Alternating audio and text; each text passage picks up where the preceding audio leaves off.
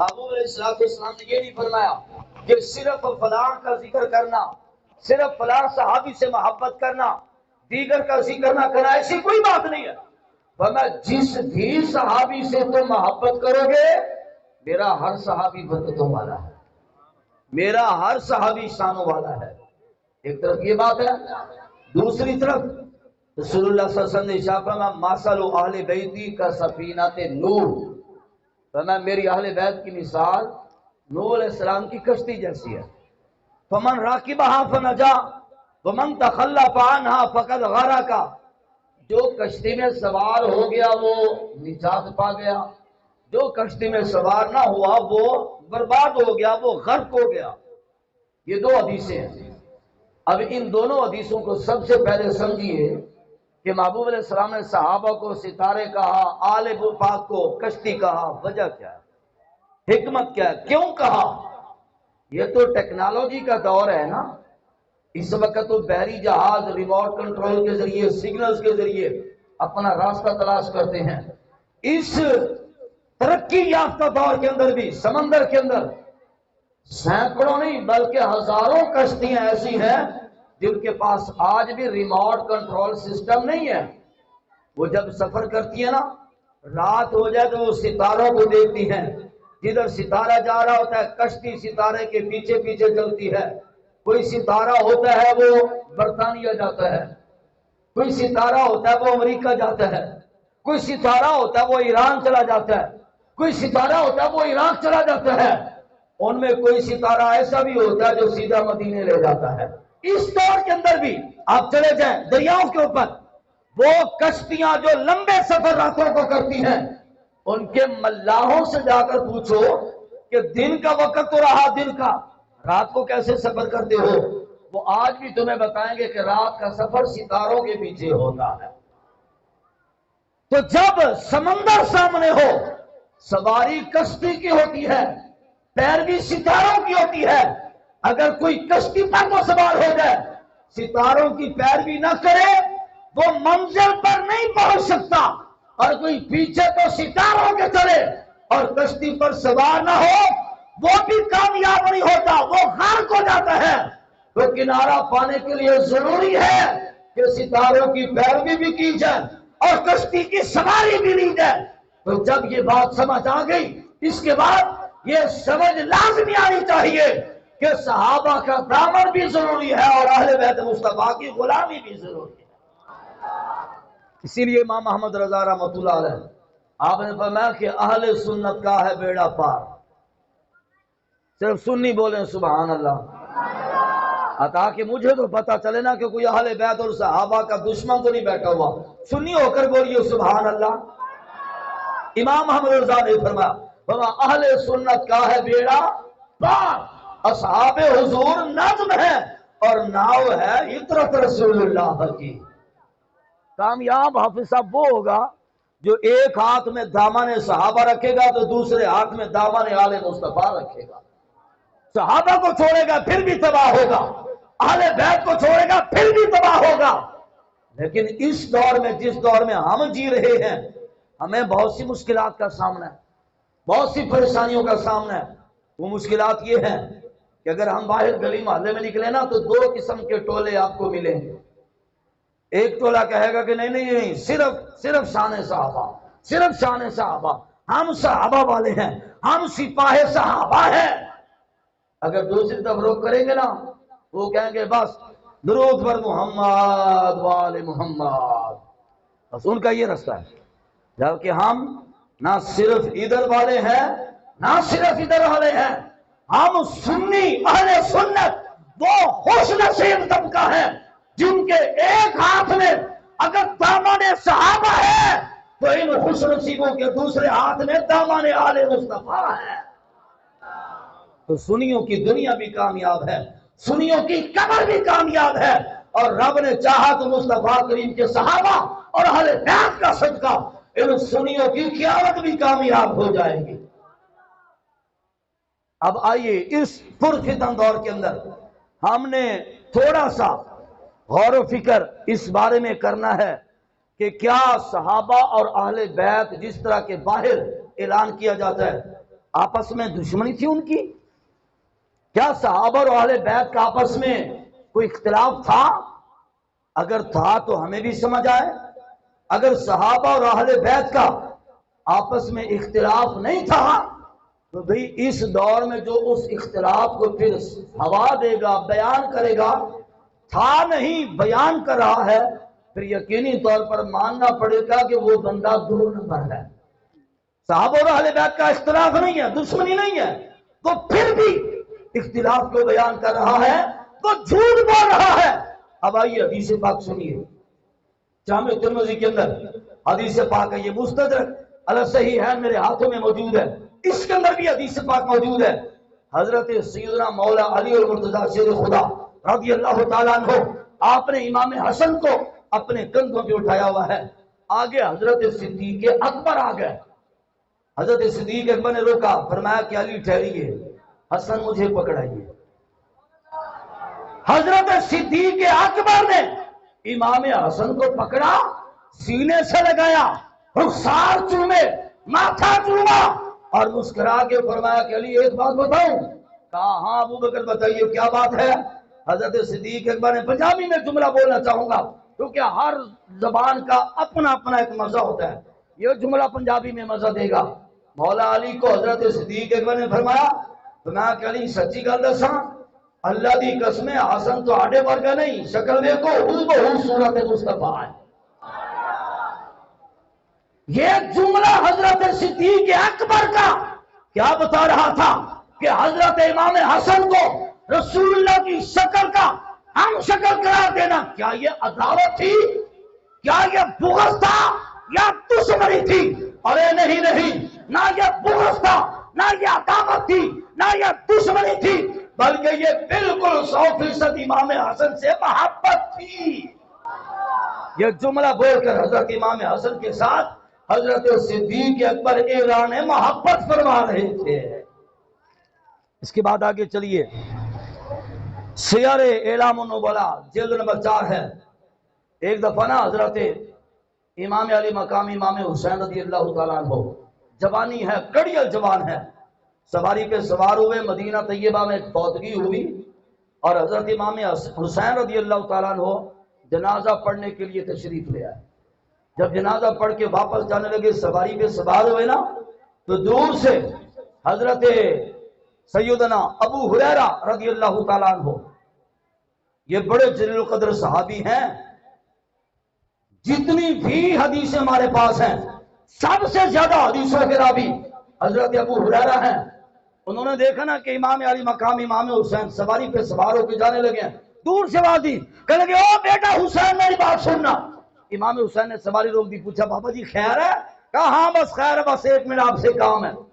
امام حسین نے سواری روکی، حضرت ابو ہریرہ آپ نے اپنی پگڑی اتاری، توجہ ہے حضرات، امام حسین نے سواری روکی، حضرت ابو ہریرہ نے اپنے سر سے اپنی پگڑی اتاری، شہزادہ مصطفیٰ، نواسہ مصطفیٰ، آپ سواری پہ بیٹھے ہیں، اپنی پگڑی اتار کے حضرت ابو ہریرہ سواری پہ بیٹھے نواسہ رسول کے قدموں سے دھول صاف کر رہے ہیں۔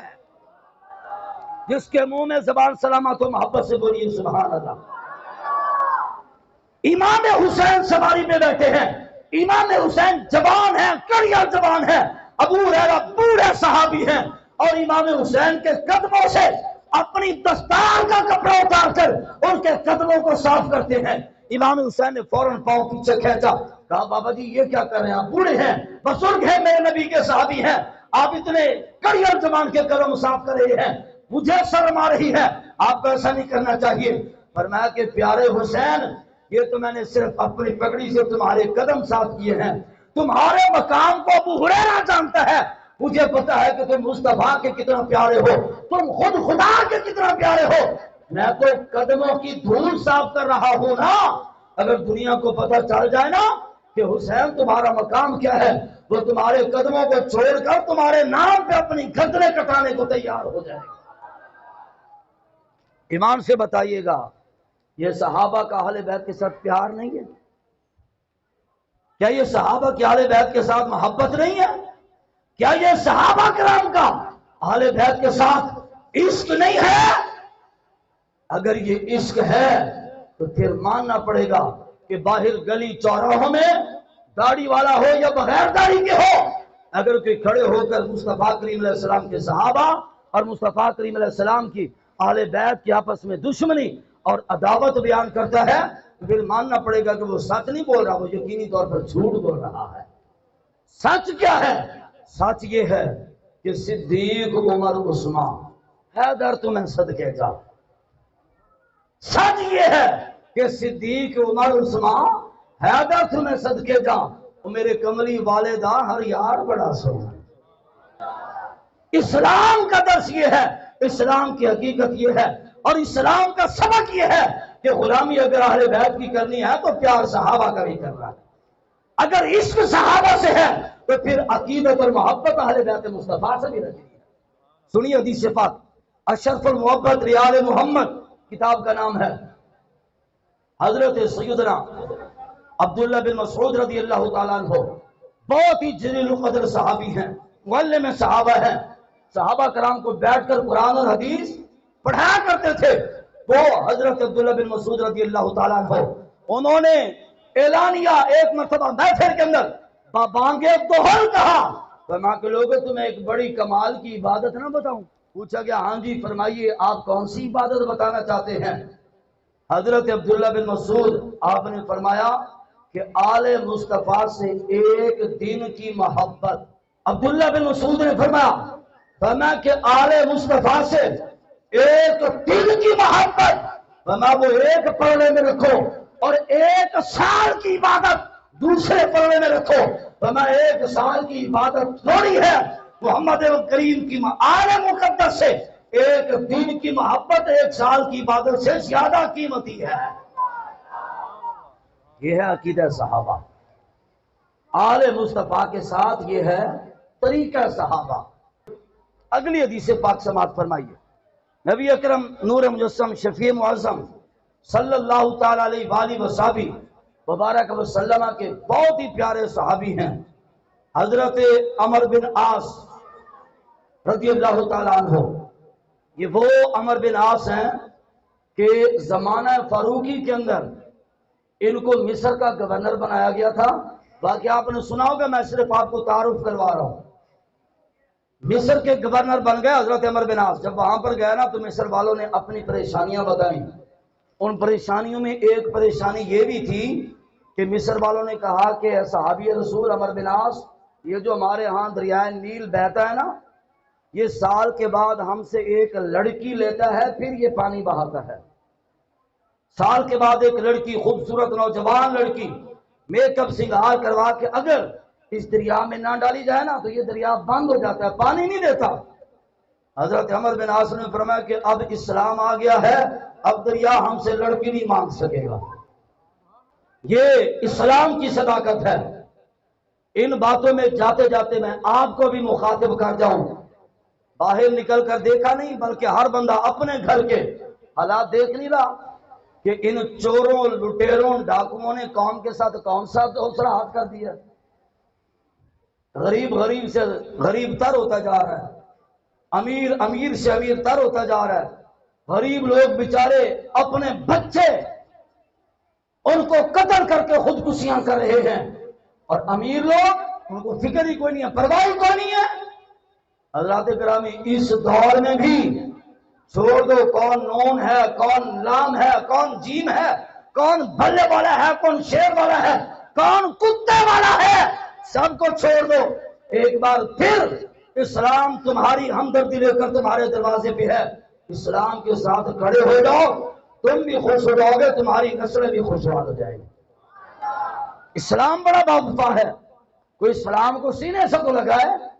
اسلام استاد گرامی قبلہ امیر المجاہدین علامہ حافظ خادم حسین رضوی صاحب رحمۃ اللہ علیہ آپ فرمایا کرتے تھے، اسلام بڑا غیرت مند ہے، اگر کوئی اسلام کے لیے 2 قدم چلے نا، اسلام ساری زندگی کی عزتیں اس کے قدموں میں ڈال دیتا ہے۔ آج پھر دوبارہ وقت کا تقاضا ہے، اسلام کے ساتھ کھڑے ہو جاؤ۔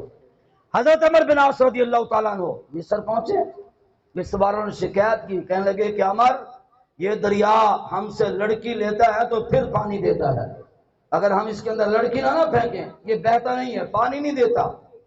آپ نے فرمایا کہ آج کے بعد یہ دریا ہم سے لڑکی نہیں لے گا۔ حضرت عمر بن خطاب کو خط لکھا، حضرت عمر ابن خطاب نے واپسی خط کا جواب لکھ کر فرمایا کہ اس کو اس دریا کے حوالے کر دو، اس کے بعد دریا جانے دریا کا خدا چلے۔ 1400 سال کا عرصہ بیت گیا، ایک رکا حضرت عمر نے لکھا تھا، اس رکے کا یہ کمال ہے کہ دریا دوبارہ رک نہیں سکا۔ تو پھر ایک جملہ نہ بول دوں آپ کے سامنے کہ یہ چاہیں تو اشاروں سے اپنے کایا ہی پلٹ دے دنیا کی۔ نبی کے غلاموں، یہ شان ہے خدمتگاروں کی، سرکار کا عالم کیا ہوگا۔ وہ حضرت عمر بن عاص رضی اللہ تعالیٰ عنہ بیٹھے ہیں، صحن کعبہ ہے، کعبہ کے صحن میں بیٹھے لوگ بھی آپ کے ارد گرد جمع ہیں۔ اچانک حضرت عمر بن عاص رضی اللہ تعالیٰ عنہ آپ کی نظر پڑی، ایک شخص نظر آیا۔ آپ نے لوگوں کو مخاطب ہو کر جو ان کے آس پاس بیٹھے تھے ان کو مخاطب ہو کر فرمایا کہ میں تمہیں ایک ایسا آدمی دکھاؤں جو آسمان والوں کی نظر میں پوری زمین کے اوپر سب سے زیادہ پیارا ہوگا۔ توجہ ہے، زمین پر جتنے بھی لوگ ہیں ان سب سے بڑھ کر آسمان والوں کی نظر میں جو سب سے زیادہ پیارا ہے، فرمایا کہ نبی کے غلاموں میں تمہیں ایسا بندہ دکھاؤں؟ انہوں نے کہا ہاں جی دکھائیے۔ حضرت عمر بن عاص نے یوں انگلی کا اشارہ کیا، فرمایا کہ آسمان والوں کی نظر میں سب سے زیادہ پیارا اگر کوئی دیکھنا چاہتا ہے نا، وہ دیکھو مولا علی کے بیٹے حسین جا رہے ہیں۔ فرمایا کہ وہ حسین اس وقت ساری کائنات کے لوگوں میں آسمان والوں کو سب سے زیادہ پیارے ہیں۔ حالانکہ حضرت عمر بن عاص صحابی ہیں، جلیل القدر صحابی ہیں، وہ چاہتے تو یہ کہہ دیتے کہ میں صحابی ہوں، میری شان بڑی بلند ہے، حالانکہ صحابی کی شان تو واقعی بلند ہوتی ہے، خود کو پیش کر دیتے، حق ہوتا، لیکن حضرت عمر بن عاص نے اپنے صحابی والے رتبہ ہونے کے باوجود خود کو پیش نہیں کیا۔ وہاں پر صحابی رسول نے امام حسین کی طرف اشارہ کر کے فرمایا ہم بھی شانوں والے ہیں لیکن سب سے زیادہ معزز وہ زہرا کا بیٹا جا رہا ہے۔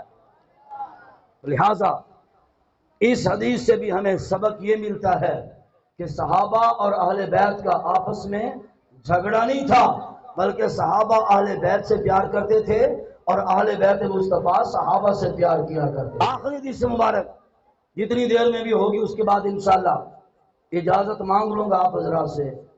آپ یقیناً کافی دیر سے یہاں پر بیٹھے ہوئے ہیں، لیکن میں بھی خطیبوں کی طرح شوقیہ تاخیر سے نہیں آیا۔ الحمدللہ میں ظہر کی نماز پڑھا کے آپ کے سامنے حاضر ہوا۔ تو میں گزارش کروں گا کہ یہاں سے اٹھنے کے بعد لنگر کھانے کے بعد اگر کوئی حسینی ہے تو حسینی شخص مسجد میں جا کر نماز ضرور پڑھے گا، انشاءاللہ پڑھیں گے۔ یہ بھی ہمارا اس دور کا المیہ ہے، لوگوں نے حسین کو بانٹ رکھا ہے، کوئی یوں کر کے کہتا ہے کہ ہم حسین والے ہیں، کوئی سر کو پھاڑ کے کہتا ہے ہم حسین والے ہیں، حالانکہ امام علی مقام پر خنجر چلایا یزیدیوں نے، امام علی مقام پر نیزے چلائے یزیدیوں نے، امام علی مقام اور ان کے خاندان کا خون بہایا، بولیے کس نے؟ امام علی مقام کے خیموں کو آگ کس نے لگائی؟ یزیدیوں نے۔ ظلم کس نے کیا؟ خون کس نے بہایا؟ قتل کس نے کیے؟ سارے کام یزیدیوں نے کیے۔ یہ جو کچھ آج حسین کی محبت کے نام پہ ہو رہا ہے ان میں سے کوئی بھی کام امام حسین نے نہیں کیا۔ نہ حسین نے خود اپنے اوپر خنجر چلایا، ہاں حسین پر یزیدیوں نے خنجر ضرور چلایا۔ نہ حسین نے خود کو اپنے آپ کو آگ میں پھینکا، ہاں یزیدیوں نے حسین کے خاندان پر آگ ضرور جھلسائی ہے۔ تو لہٰذا وہ یزیدیوں والے کام کرنا حسین کی محبت نہیں ہے۔ مزاج اودی نماز وچے نہ سوز وچے نہ ساز وچے، حسین دسیا رضا خدا دی نیاز وچے کہ ناز وچے، سلام پھیرن تو بعد لوگو نماز ہوندی ہے سب دی پوری، حسین دے سجدے چ سر کٹایا، حسین دے اج بھی نماز وچے۔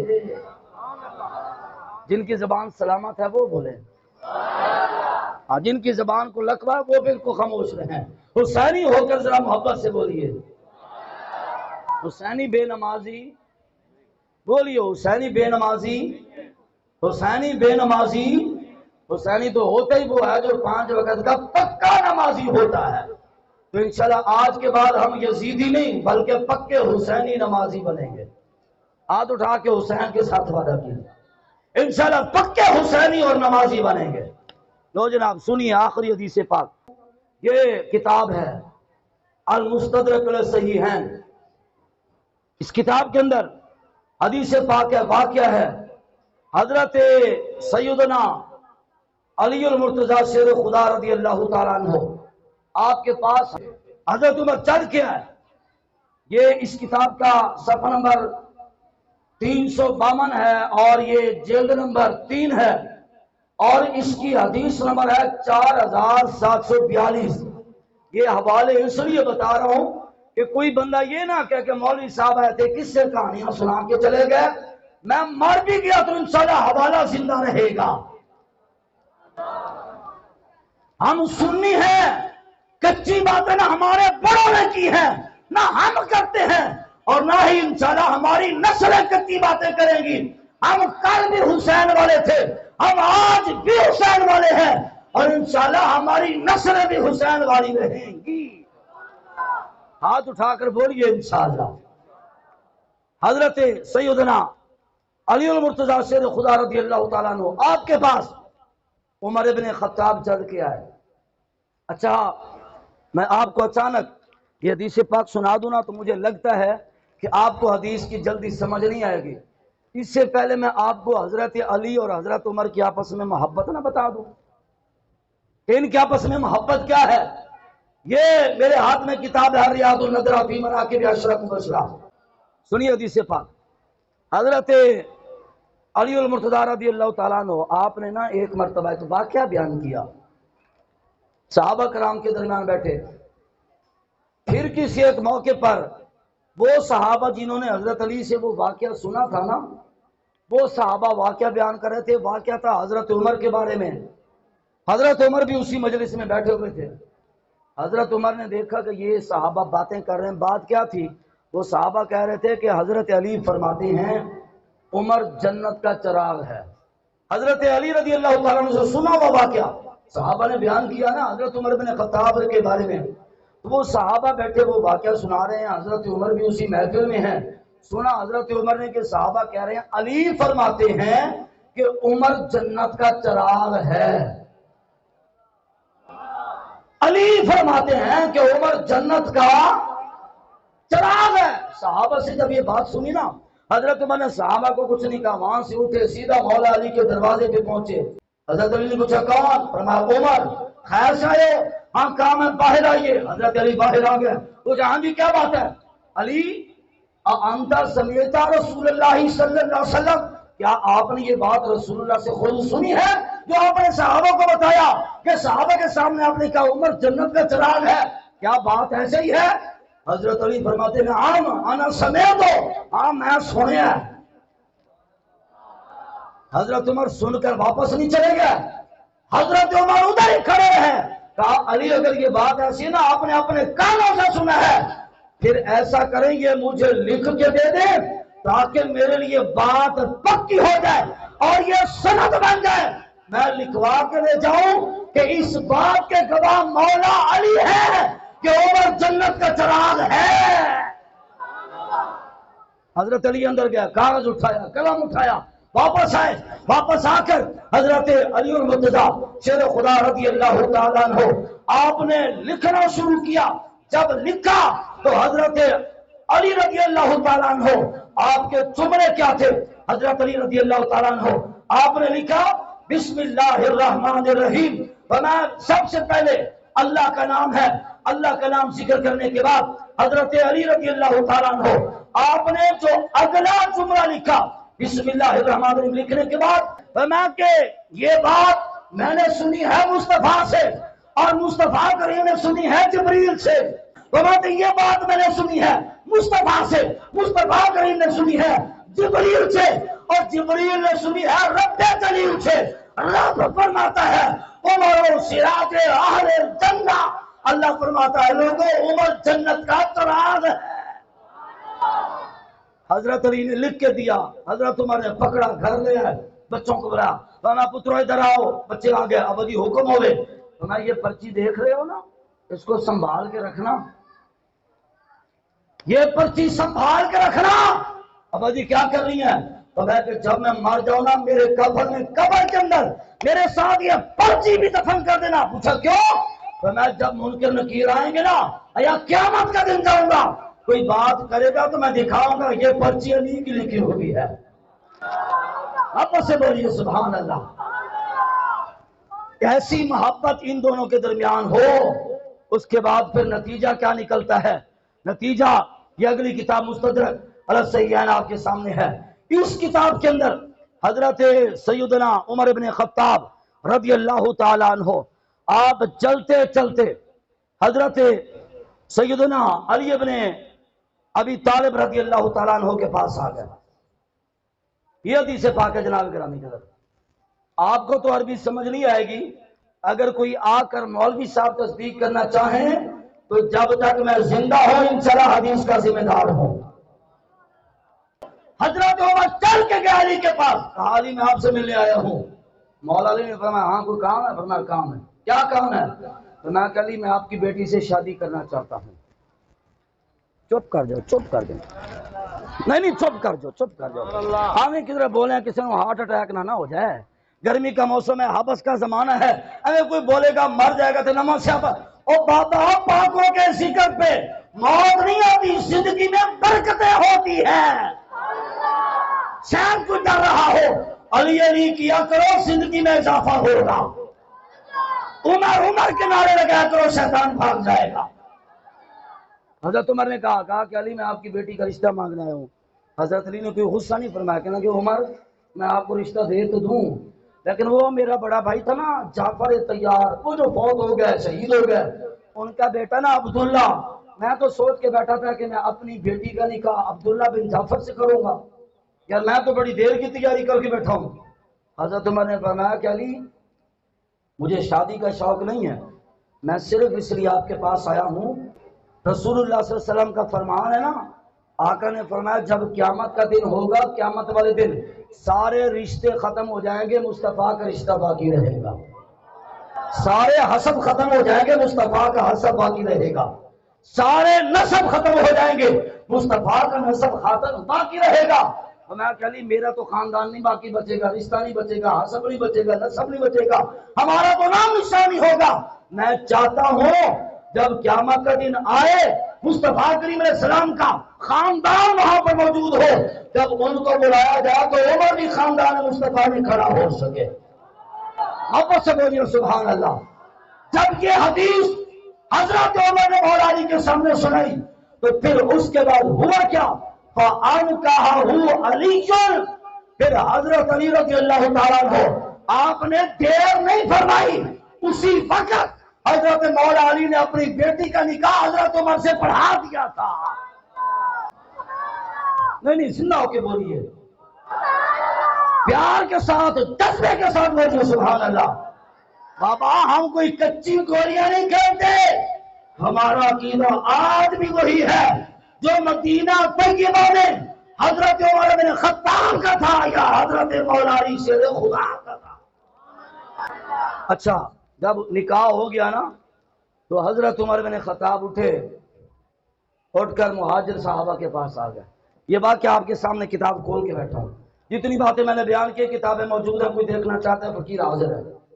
حضرت عمر ابن خطاب کا نکاح ہوا، وہاں سے سیدھا مہاجر صحابہ کو جمع کیا، صحابہ جمع ہو گئے، صحابہ کو جمع کر کے حضرت عمر کہتے ہیں یار تسی مینوں مبارکباد نہیں دیو گے، او مینوں مبارکباد دیو یار۔ مہاجر نے پوچھا خیر ہے کیڑی گل دی مبارک؟ فرمایا اس گل دی مبارک کہ میں علی دا اور سیدہ زہرا خاتون جنت دا داماد بن کے آیا ہوں، میں سیدہ زہرا کا داماد بن کے آیا ہوں۔ علی نے اپنی بیٹی کا نکاح عمر بن خطاب سے کر دیا ہے۔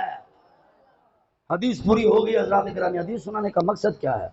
بس دو جملوں کے اندر آپ کے سامنے اس کا نتیجہ بیان کر رہا ہوں۔ مقصد یہ حدیث سنانے کا کہ باہر نکلو نا، وہ جو 2 نمبر ٹولہ ہے، کوئی صحابہ کو بھونکتا ہے، کوئی اہل بیت کو بھونکتا ہے، وہ بک بک کر رہے ہوتے ہیں. کوئی کہتا ہے کہ ہم در والوں کے ساتھ ہیں، کوئی کہتا ہے ہم گھر والوں کے ساتھ ہیں. در والے ان کو کہتے ہیں جو صحابہ کرام وہ تھے مسجد نبوی تک محدود رہتے تھے، محبوب کا دیدار کر لیا کرتے تھے. اور گھر والے ان کو کہتے ہیں جن صحابہ کو گھر میں آنے جانے کی اجازت تھی. اچھا ہم توجہ فرمانا، آخری جملے نے حضرت عمر بن خطاب مولا علی کے داماد بن گئے.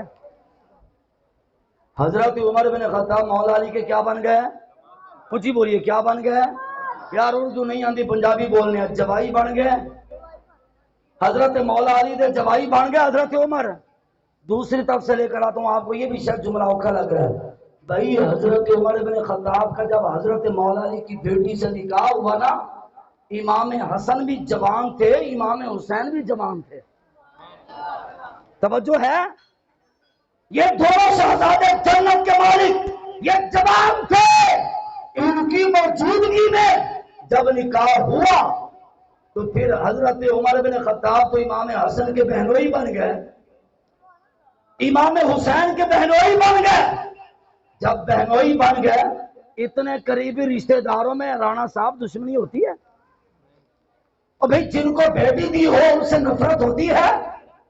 جن کے ساتھ اتنا قریبی رشتہ ہو کیا ان سے عداوت ہوتی ہے؟ ایک اور جملہ، آپ شادی شدہ ہیں ماشاءاللہ، بال بچے دار ہیں، کدے ایسا ہویا کہ تواڈے سسر آئے ہون تسی آکھو سورا جی بے شک تساں مینوں اپنی بیٹی نکاح چ دتی ہے لیکن اسی بڑے بڑے ہاں اوتھے کھلو جاؤ اندر نہ آنا؟ کدے ایسا ہویا؟ کیوں جی ایسا ہویا کدے؟ اگر کوئی کرے گا تو معاشرہ آکھے گا یار بڑا بے شرم آدمی ہے. ایسے کہیں گے نا. اچھا تم اپنے سسر کو باہر روک دو تو معاشرہ تمہیں بے شرم کہے گا، تو تمہارا کیا خیال ہے؟ حضرت عمر کو حضرت علی نے گھر میں سے روک دیا ہوگا؟ حضرت امام حسن نے حضرت عمر سے منہ پھیرا ہوگا یا حضرت امام حسین نے حضرت عمر سے منہ پھیرا ہوگا؟ حضرت صدیق اکبر نے میرے نبی کو بیٹی دی ہے، صدیق اکبر گھر والے ہیں. حضرت عمر نے نبی کو بیٹی دی ہے، حضرت عمر گھر والے ہیں. حضرت عثمان نے 2 مرتبہ نبی کی بیٹی کو کے ساتھ نکاح کیا ہے، حضرت عثمان گھر والے ہیں. حضرت مولا علی میرے نبی کے داماد ہیں، حضرت مولا علی گھر والے ہیں. جب یہ سب گھر والے ہیں تو پھر ہمارا عقیدہ آج بھی وہی ہے کہ صدیق عمر عثمان ہے. جب تمہیں صدقے جاؤ اور میرے کملی والے دا ہر یار بڑا سونا.